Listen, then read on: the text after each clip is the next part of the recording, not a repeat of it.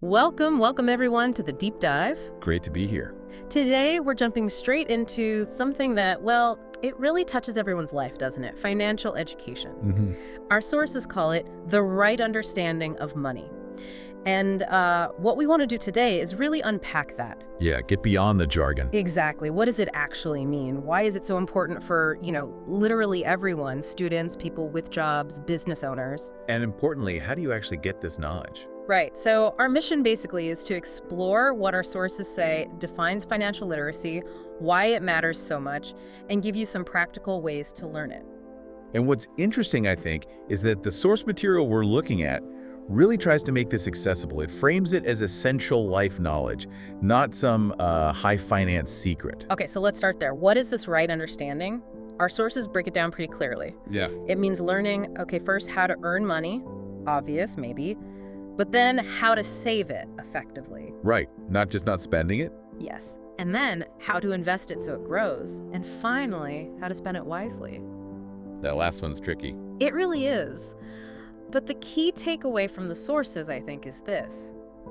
Even if you have a lot of money, like piles of it, it won't last if you don't have the financial knowledge to manage it.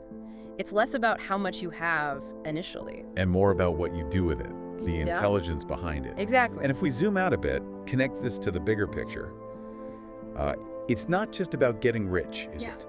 Not at all. It's about, well, sustainable living, making informed choices day to day that affect your security, your future. It gives you control, basically, instead of just reacting to bills or... Financial surprises, yeah. It's about being proactive. Okay, now here's something our sources brought up that I think will really resonate with people. Think back to school. Algebra. Yeah. Algebra, geometry, maybe analyzing poems, history dates, all that stuff. Sure, standard curriculum. But did you learn how to open a bank account? Or what's the actual difference between a credit card and a loan? Probably not explicitly. Or things like SIPs, mutual funds, what are they?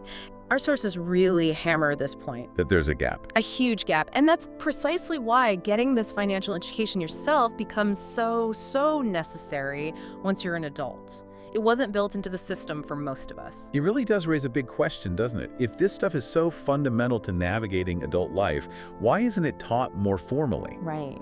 The sources suggest maybe the curriculum hasn't caught up, or maybe there's just a general societal awkwardness around talking directly about money in schools. Could be. Whatever the reason, the result is the same. It puts the responsibility on us, the individuals, to seek out this knowledge. Yeah, you have to take ownership. So, we know there's a gap and we need to fill it. What are the actual benefits? Why bother?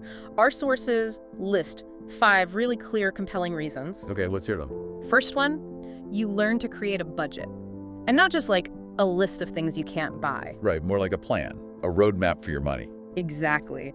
Second, you learn how to avoid debt. Or, maybe more accurately, how to understand debt, good debt versus bad debt. That's a crucial distinction. Yeah. Not all debt is inherently evil. True. Third benefit, making smart investments, getting your money to actually work for you. Instead of just sitting there losing value to inflation. Precisely. Fourth, saving for emergencies. Building that buffer, that safety net for when life throws you a curveball. Which it inevitably does. Yeah.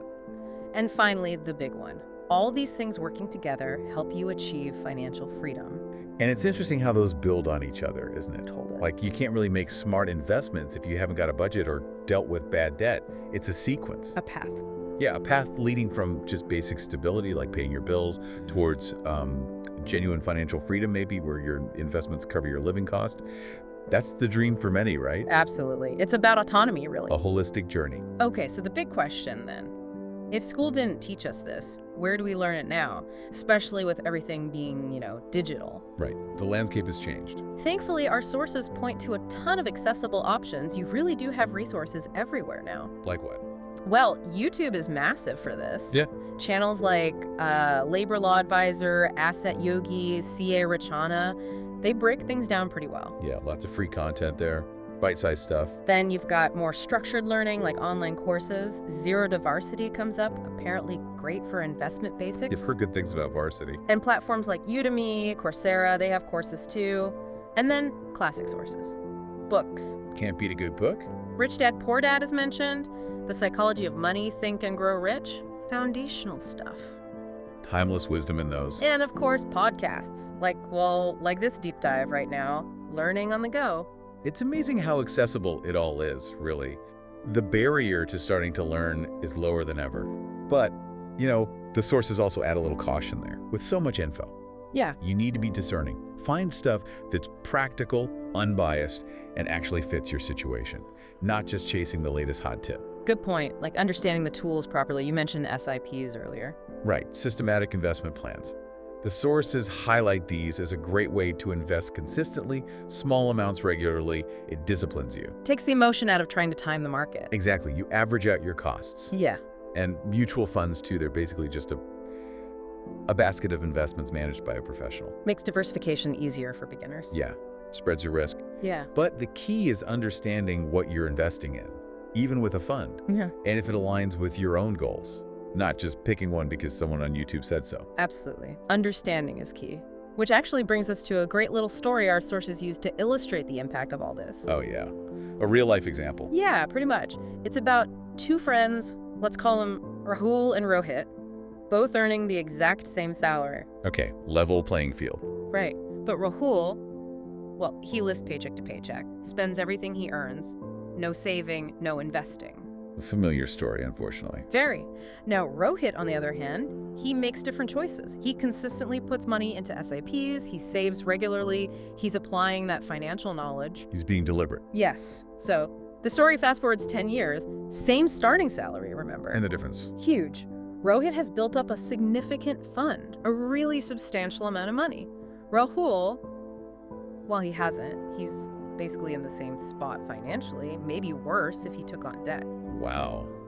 That really drives it home, doesn't it? It does. It's the power of compounding, but not just money compounding. It's the compounding effect of knowledge and discipline over time. Well said. It's not just about how much you earn, right? That's only part of the equation. A small part, maybe. It's what you do with it. Those small, consistent actions based on understanding, they add up massively over the long haul. Delayed gratification pays off. So true. And that really circles back perfectly to the core message we found in our sources.